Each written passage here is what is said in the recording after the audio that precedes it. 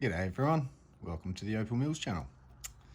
I've done a video recently, last video, on body tone, trying to explain what body tone means.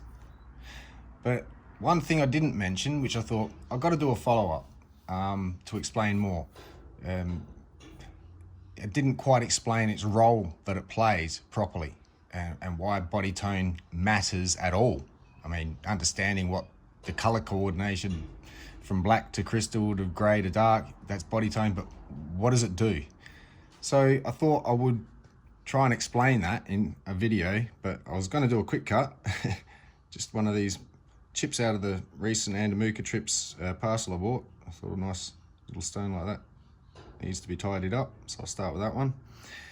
But first, yeah, get this out of the way. And so I've got a bit of an example, and also so you get an idea of how to grade opal, how I grade opal, not how you need to or should, but how I do it. To the best of my understanding, what I go through, bit of a list of what contributes to these things other than the body tone, and you know how the body tone even plays a role in what causes the value to do with body tone, why black opal happens to be the most expensive due to the body tone and a thing called contrast. So I'll just quickly flash this up. What I got here is a whole list of things I'm going to go through from the body tone. What does it contribute? The answer, contrast. That's all it does. Why that matters, I'll give you an example, perfect example of that in a second. But then I'll go through all these other things and what they mean as to how you're going to even end up thinking about putting a price on something like opal. So the first, I'd like to explain the body tone importance and why body tone matters. So this opal here, some of you may have seen it and know where this is from, recognize it, but I won't even tell you until after the explanation where this stone comes from. Could be Kupiti, could be Andamuka, it could be Lightning Ridge, and no one would really be able to know the difference for a stone like this. So I'll tell you where it's from after, but for the purpose of the explanation, it could come from anywhere. Yeah, we'll get to that. Body tone. So this is just clear. Pretty sure I grabbed a torch with me. I'll just quickly shine a light through it. Just show you what I mean. It's just a clear opal. Very clear. It is what it is. It's beautiful. It's got no scratches, no chips, no cracks, nothing, and it's beautiful, low dome, nice purple, but is totally translucent, transparent. Definitely, you can see my finger through it, and the nail and the detail and the fingerprint. So that's transparent for all intensive purposes. So this transparent opal, had it formed on, say, a white base, would have looked like this. So I'll just quickly zoom in for this. And that's all it would have looked like on a white base. It would have been, that's it. So the value on that, I'll get to, as in not the actual price. I could tell you the price of this one, but why the value wouldn't be as much for this exact opal if it had a white potch background, natural background, say it just formed that way, it would just look like that. And the color, it's about a 1 as brightness goes, you know, and it's just not really there. It's translucent, transparent. So if this happened to form on a gray opal or a darker base, you can see the color stands out a little bit more. For instance, go half-half, virtually no color, starts getting up towards maybe a 2 in brightness. And that's still exactly the same opal, it just depends what it formed on or didn't form on. So then it comes down to, what if it formed on a black potch? And well, the color stands out so much more with a black background, definitely. So that's got to be up towards the 3. I don't know, about maybe a 4. It's not really that bright and intense, so about 3.5 maybe. Maybe even still a 2, who knows. I'm just giving an example. So you can definitely tell the difference between the black, a grey, or a white backing, and why it benefits the stone to be on black. It's not that the black is the part that's worth the most, it's because it's in black, that same piece of opal, having formed on black, will show better colour, and for that same opal, you'll get a better price if it's on black. So I hope that's a good example, explanation, best I can come up with right now, to show you why the importance of a body tone matters, because of the contrast for the colour. Now, another thing, I'll just go into the pricing, the way I would, the grading process to figure out what kind of opal I even have as to what I'd even put price-wise on it, as opposed to another. So, I'll go through the list. First thing will be, is it a solid? Solid opal, always going to be worth more than a doublet or a triplet because it's solid. Excuse me. So one of the first things I then consider, because I only deal with solids, is the colour. What colours are there? How bright those colours are on the scale of B1 to 5, brightness scale. And not just which colours, but is there a combination or is there only one colour? Colour combinations can play an important role, especially if you get like a red and a blue as the only 2 colours. And you've got the red, orange, yellow, green, blue, indigo, violet, and all the shades opal can come in. So I determine the colour because from red through to blue, you've got your price range. So that's an important factor, but on itself isn't entirely a decisive point of information, so you've got to weigh up everything else in there. So the next thing would be, right, all right, well, it's that colour, but what pattern is it? I'll just rattle these off. You've got like leaf pattern, pinfire, broad flash, script, chuff, moss, floral, ribbon, feather, rolling flash, and of course harlequin, the most prized. So having said that, when you add just those 2 bits of information together, what colour is it? Red and blue. Oh, great. A red and blue harlequin, are you kidding me? Oh, awesome, sort of thing. As opposed to just a blue pinfire. Blue pinfire, red and blue pinfire. Well, that's even more valuable than just a blue pinfire, obviously because the red's there, but even if it was just a red pinfire, it's because of the combination with red blue, I'm not sure if it actually does increase in price over just red, but I'm thinking the combination does play a role in a higher value. But in harlequin, the most prized pattern with the most prized combination of colours, that would be just fantastic. So then it's down to, well, that's all great, but what cut is it?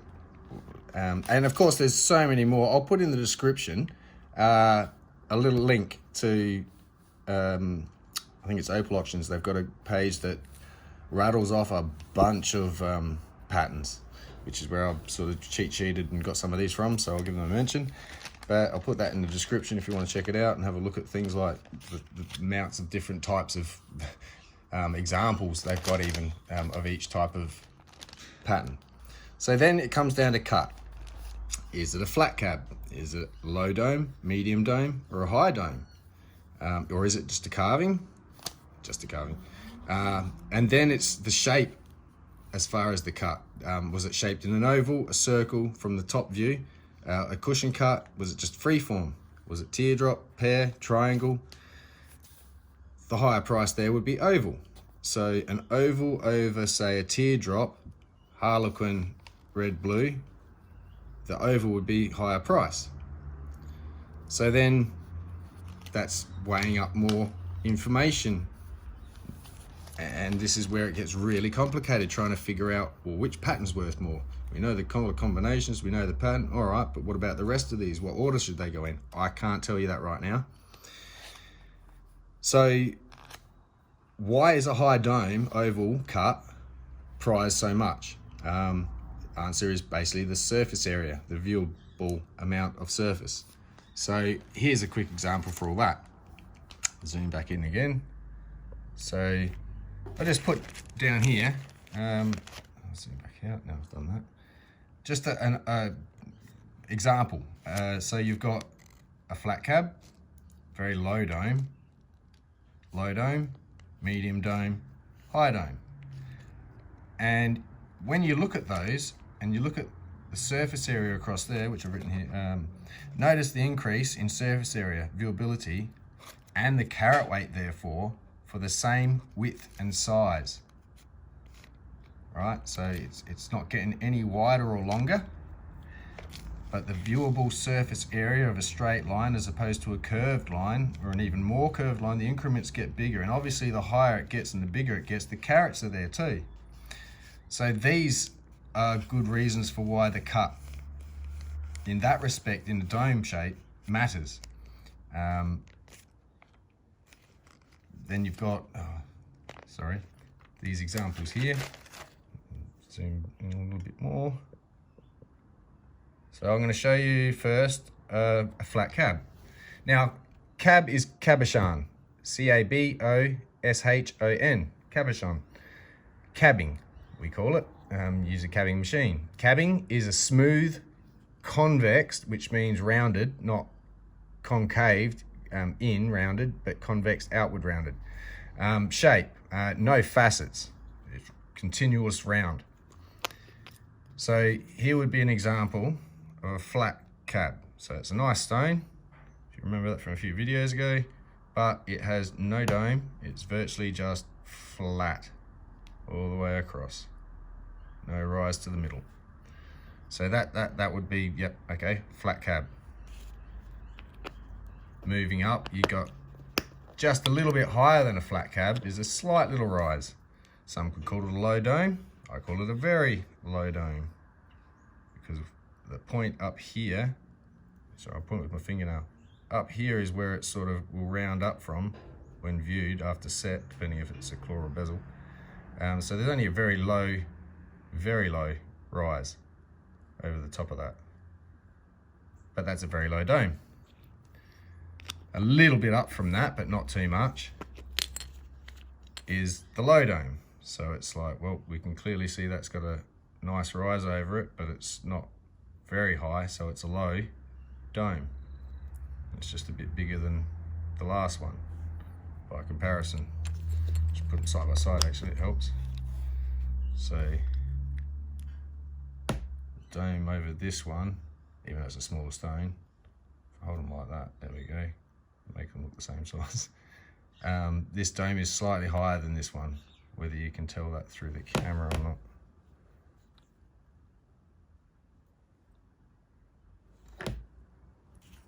That's the best examples I've got at the moment.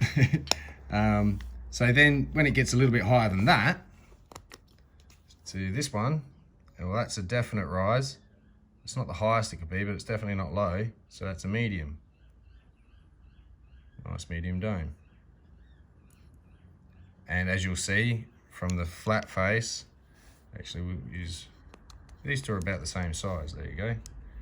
So the surface area on this one is greater than this one, because this one has a higher rise, therefore creating more surface to reach across in all directions. More surface, more viewable, higher price, because you get to see more of it. And then you get into, and this is not a super high, but this is a high, definitely a high dome. It's not medium by any standards. It's not low, it's not medium, it's definitely high. And it can get higher than that, but that would be an example of high dome. Side by side comparison would be that. You can tell it rises, the thickness to the width is what you're sort of looking at here. I should explain. So if you look at how wide it is in proportion to how high it is and how much rounded. So this one starts rounding from low, which gives it more of a medium, because if I brought those edges in, it would become more of a low dome by the time you see the surface after it's set. But this one's definitely a high dome. So I'm trying to get everyone on the same page as me as far as my understanding, and correct me if I'm wrong, but if I can do this, we can all move on and understand what the heck I'm even talking about half the time with some of what I say. Hopefully one day I'll be able to explain the pricing system, even in its basic form. It's not trade secret. I'm not in on some loop. It's just very complicated, and some people are more versed in evaluating it than I. So I would rather trust them if I was going to go, how many big bucks is this worth? Otherwise, if it's low grade, medium grade, I'm not too far on, you know, I'm not going to chase dollars just from the little bits and pieces. So then obviously going on from this with the pricing system, or the grading system to figure out the price, you've got your carats and weight.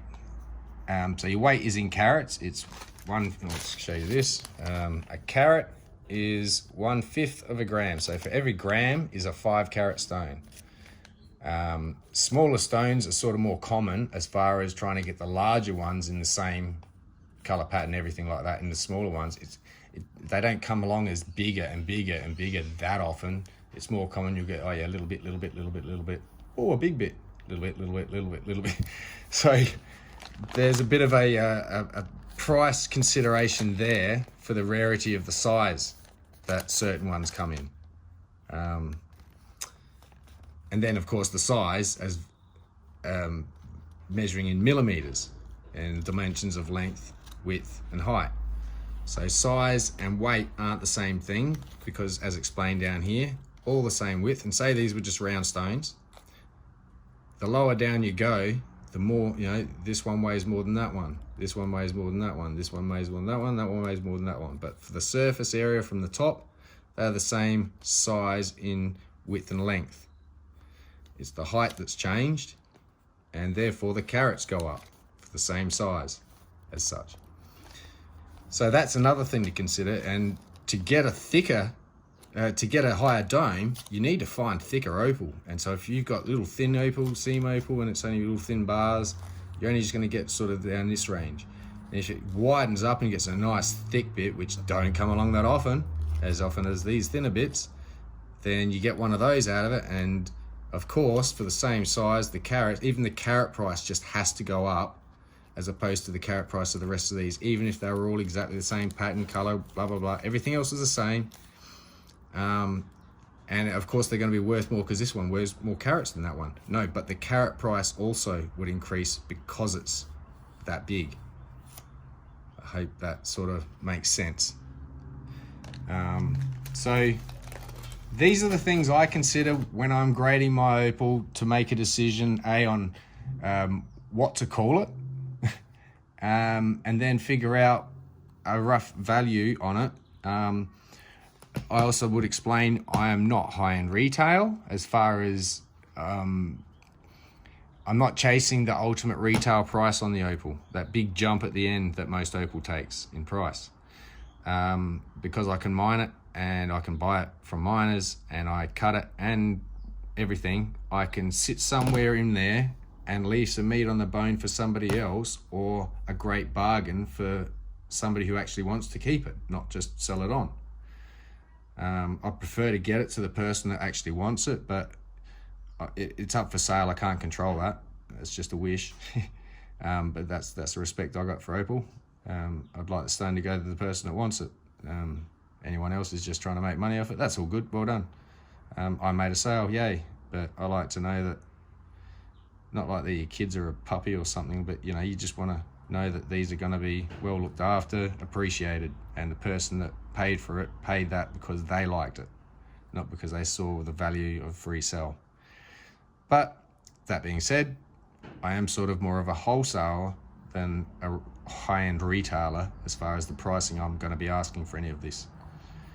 I think those two would go together. It's a pendant and a ring stone. Thinking about it. So yeah, I'm just trying to get you on the same page as me, so we all figure all this sort of thing out together. When you're listening to me and wondering what the hell he's on about when he talks about the cut, specifically what he means, like, or the size and weights, I can't even tell you between triangle, pear and teardrop which cut's more desirable. That's up to the customer that pays for it. And that's where the high-end price and the marketing and the setting comes into it, where it's a reputable jeweler. They've got hold of a nice piece and they've made it even nicer with the setting, and they've added value to just the stone, because the stone's only worth what the stone's worth as far as its top end price. If you're paying more for it, you wouldn't, because it's worth what it's worth. You'd pay more for it in a setting, but that's because it's now set. Again, the jeweler took a risk and got it set. If you just bought the stone for the same price as it being set, you now got to pay to take the risk of having it set, and it could break in the setting process. Anything could go wrong until it's in the setting. So you want to make sure that if you're handling high-end stuff, you may want to maybe let someone more skilled than me do it. If you want gold and all that sort of thing, I don't work in gold, mainly for my own affordability. Plus, I'm not trying to outdo the Opal. And when you look at the price between, I think I did that in another video, the price of Opal on the good stuff as opposed to the price of silver and gold, the jump is so massive. Silver and gold look like they're just the same price compared to the price of Opal per carat. I think I worked it out at, is it 19 cents a carat for silver, roughly. A few bucks on gold, and thousands of dollars per carat for Opal. So setting it in gold, setting it in silver, that's just a lifestyle choice, I think. Whatever you like. Do you like the silver look? Do you like the... Yeah, but I don't think it adds much value unless you're a high-end jeweler, which I'll aspire to be a bit better than I am. But I'm not sure how I'll go, because I'm not going to do any courses and I'm not going to jump through hoops. I'm just who I am. So it's an artistic thing for me. I create, and that's my angle. Yeah, so I'm going to plod along and go and cut this piece. Go clean it up on the wheel. Just bring it back a bit. Might fast lap that. Fast lap. Might go and lap it, but I'll time lapse it. I get that word right. So I'll time lapse it. Still the same tunes, no doubt. I still haven't got that sorted for another one. Yeah, see what we can get out of this piece. It's got a bit of a issue up the top here. So zoom in a bit more. Camera's straining a bit up close to focus on one. So yeah, here we go. So up here, it's got this little chip bit, which I'll just give it a, oh, there we go. Not anymore, it doesn't. That's good. So that's all that chip is. The rest of it looks pretty good. And it'll probably be another one like these pieces, where it's going to be needing further treatment, because the colour's there, but it's on, as before explained, with the white background. This is on white. Now I need to darken this, being a matrix I can, and that black background will add to the contrast of the colour showing off of black instead of white. And this piece is the same sort of stuff, so we'll probably end up with a similar looking stone, whatever shape this turns out to be, but hopefully I can get a nice, it's got a thick enough bar there to get a bit of a medium dome at least, hopefully, so I don't waste it.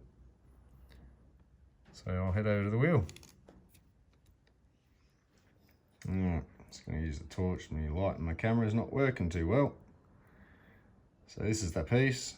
It's got a really nice colour bar there, nice yellow goldy on top, the green, the purple in amongst it. Not sure what'll survive. Have to take off a lot of this outside edge, so the stone will be mostly under that clear patch, that goldy colour, that right there. Hopefully it comes through like that. So I'll take the top off, clean up the edges, straighten up the bottom because the bar runs like that and this bit just juts out, and see what is left. May end up a teardrop. So yeah, anyway, see what happens. I'll leave this on like this at the moment so we can all see what happens, and then I'll time lapse afterwards. See the wheel going. Alright, now remember to talk up. Sorry if I'm yelling in your ear. And I'm using the 260 grit. Oops. Pop that. Sorry.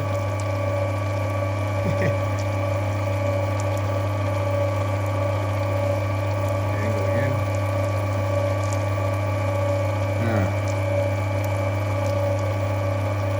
So that's the top.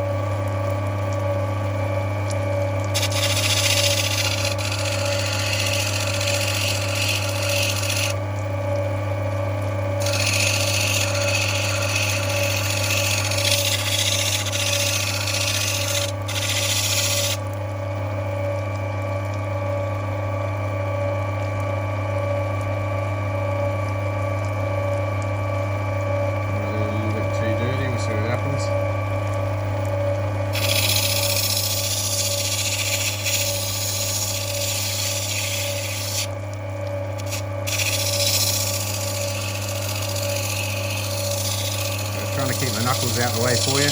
Get rid of the colour now. Start taking these points off.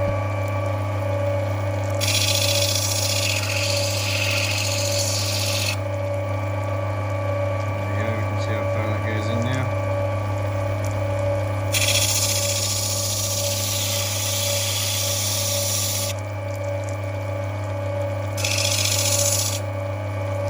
Okay, so there we go. Start doing the back and this side.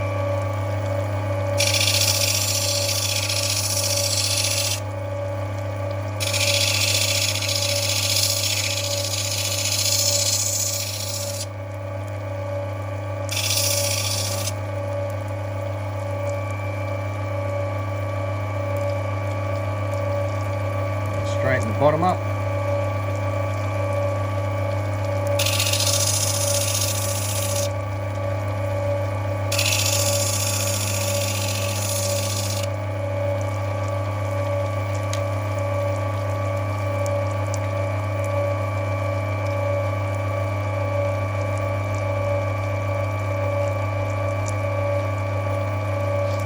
Off the bottom.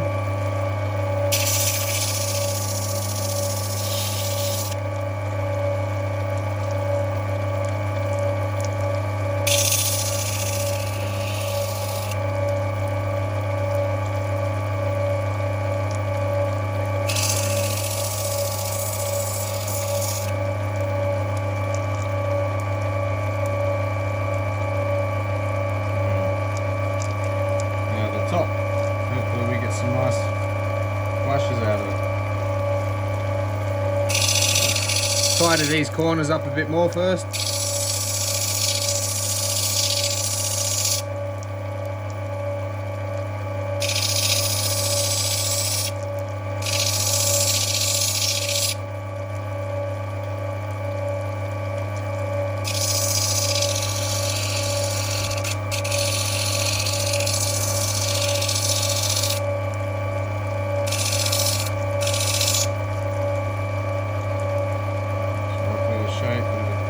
Teardrop.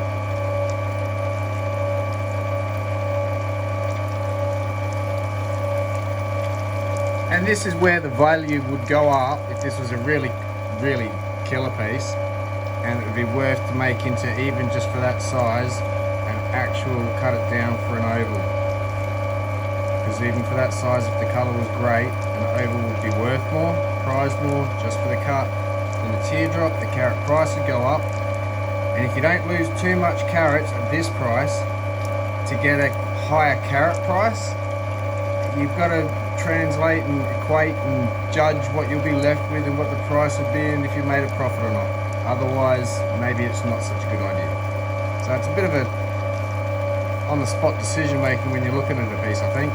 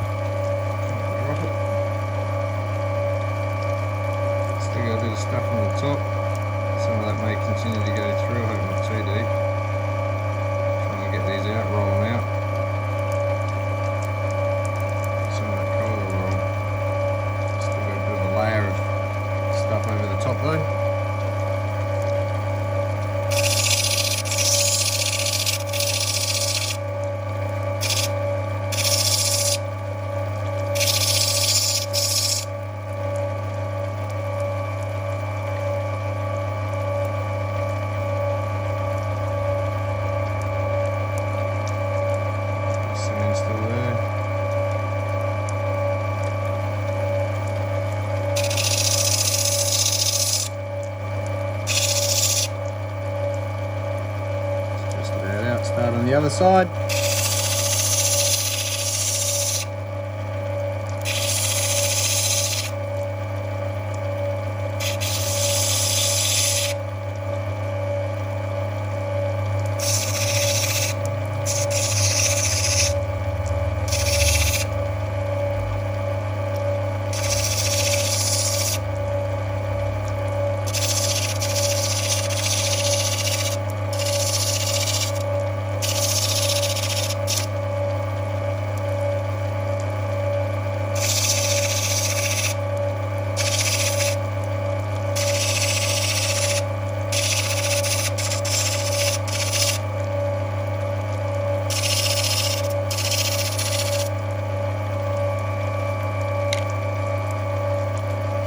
Goggles. So we're starting to get a bit more colour play into it.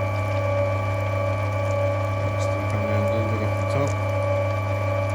I think I can do that on the next wheel. I mean on the same wheel, but on the top stick, sorry. Yeah, really nice little. Once hopefully treated, will go a lot darker and yeah, get some of the inner colour come out. I'm going to put this on a stick. Stop that noise. I'm going to put this on a stick and do a quick cut and come back.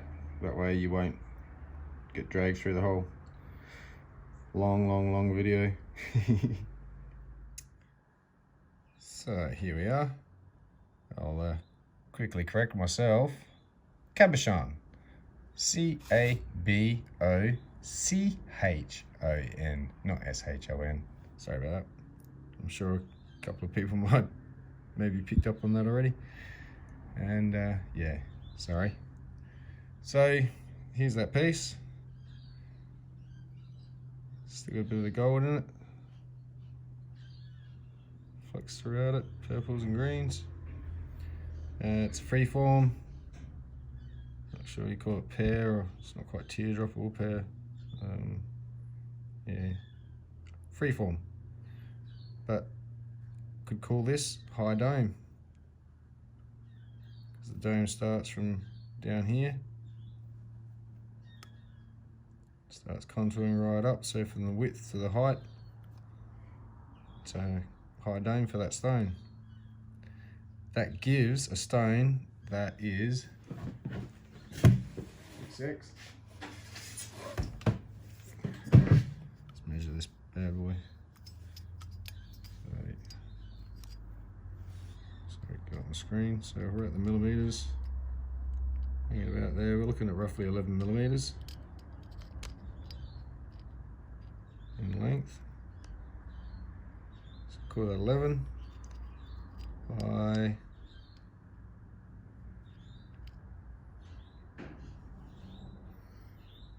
is that 4? So 11 by 4 mil, no 5 mil. 6 mil.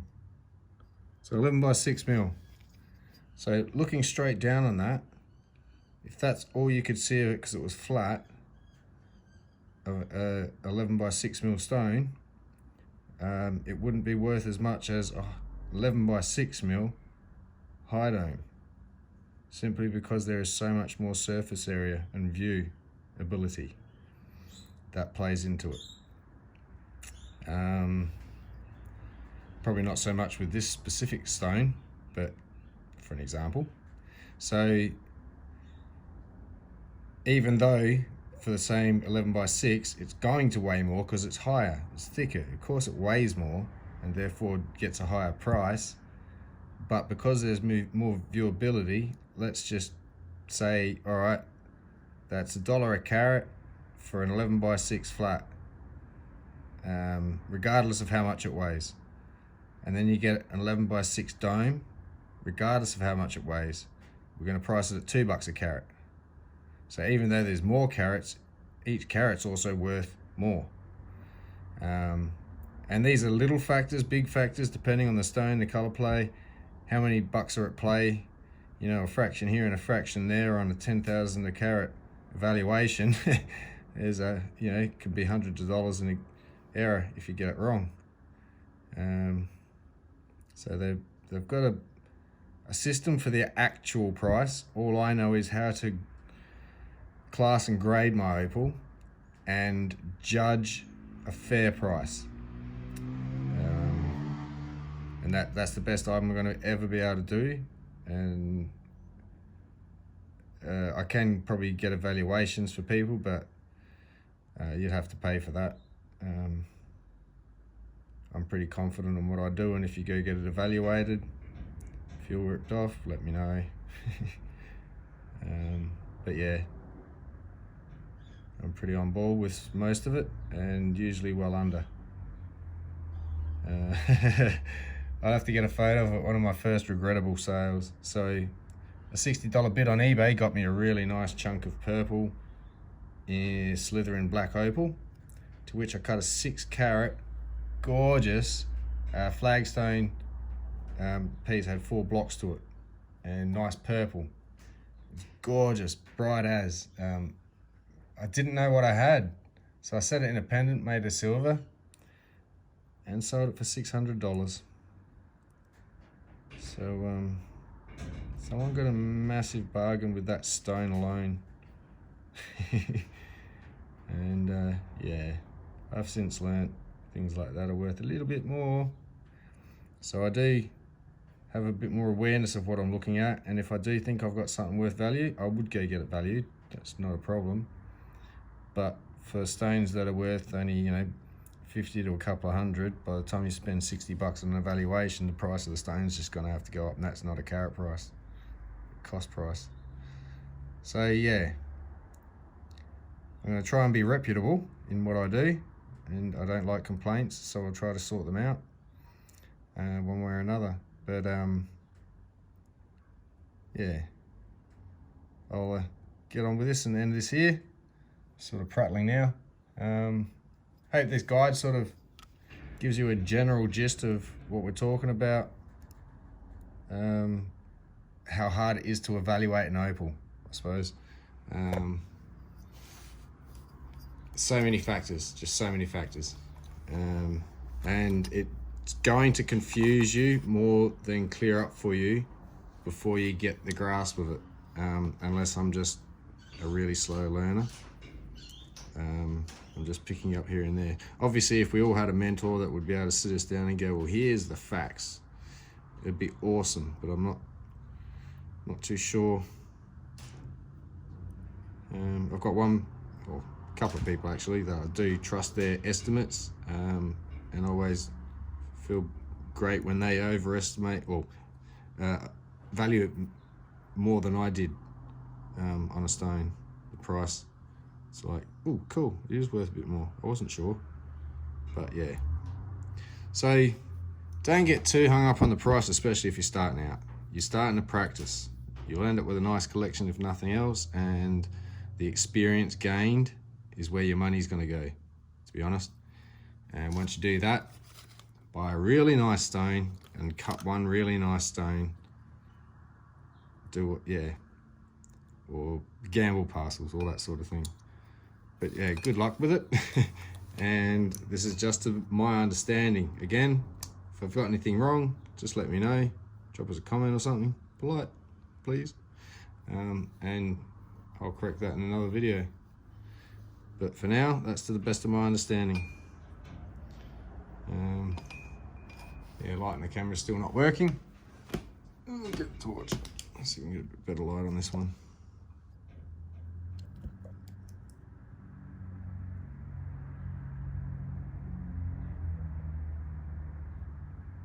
There's that yellow, goldy yellow. Gotta love that. So not sure how this will treat, how well, but I'm getting enough little bits like this here and there, and I'll do a cook, and that'll be in another video. So I'll show as much as I can of what you can see. It's a lot of time sitting in a pot doing nothing but cooking away, heating up, and another pot that looks like black sump oil, and you just can't see anything into it, so there's nothing to see here until you pull them out and go, wow, cool, hopefully. And yeah, so again, yeah, I'll end this here. Thanks for watching. Cheers. So I've only got sort of two pets.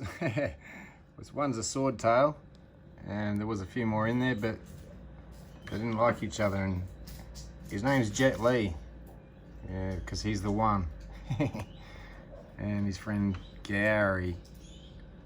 I'll just show you some of the other animals that sort of cruise around the yard. They're not our pets though.